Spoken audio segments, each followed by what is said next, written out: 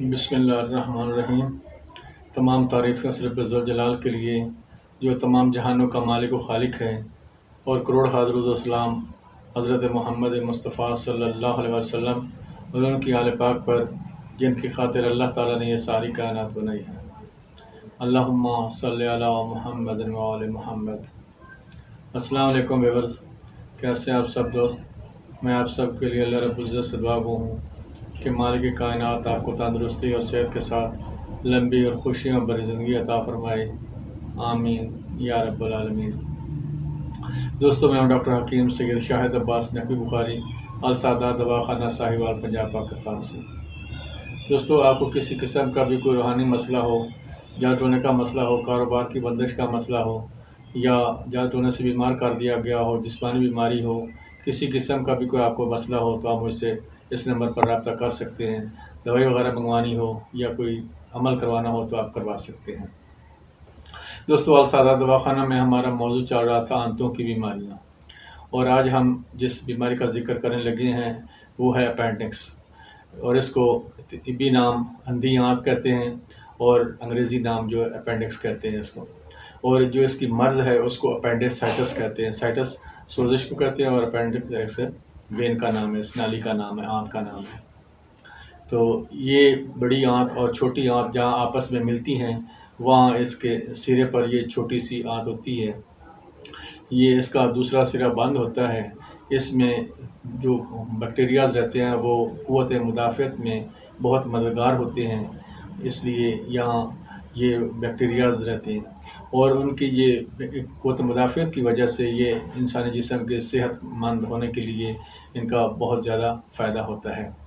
اگر ہم سنت کے طریقے سے بیٹھ کے کھانا نہیں کھاتے، اگر ہم دائیں گھٹنے کو اوپر کھڑا کر کے نہیں کھاتے تو اس سے زہریلے مادے جو ہوتے ہیں، فاسد مادے، ذرات جو ہوتے ہیں جن میں وہ پتا سے آیا ہوا تیزاب بھی شامل ہوتا ہے، یہ ذرات جو ہوتے ہیں یہ اس نالی میں چلے جاتے ہیں۔ چونکہ اس کا آگے سرا بند ہوتا ہے تو یہاں یہ ذرات رک جاتے ہیں،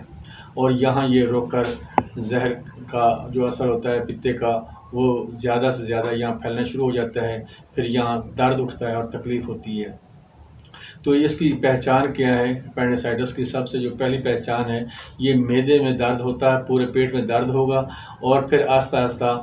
جو دائیں طرف ناف کے نیچے دائیں طرف شفٹ ہو جائے گا، ایک جگہ پہ ہی درد ہوگا، اور جب کھانسی آئے گی یا چھینک آئے گی تو اس وقت درد بڑھ جاتی ہے،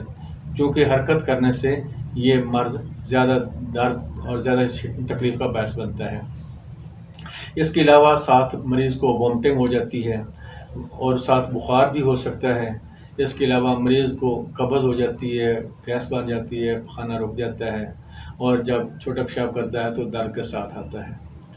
تو یہ اس کی علامات ہوتی ہیں۔ اس سے پہلے کہ ہم دوستو علاج کی جانب جائیں، میرے تمام دوستوں سے ریکویسٹ ہوگی کہ آپ میرے اس چینل السادات دواخانہ کو سبسکرائب کریں اور ساتھ بیل آئیکن کو لازمی دبائیں تاکہ میری آنے والی ویڈیو کا نوٹیفیکیشن آپ تک آسانی سے پہنچ سکے، اور اس کو صدقہ جاریہ سمجھ کر ثواب کی نیت سے اور میری حوصلہ افزائی کرتے ہوئے اس کو مزید آگے اپنے دوستوں عزیزوں میں شیئر کریں تاکہ سادات کا یہ سلسلہ فیض چلتا رہے اور لوگ فیض اٹھاتے رہیں۔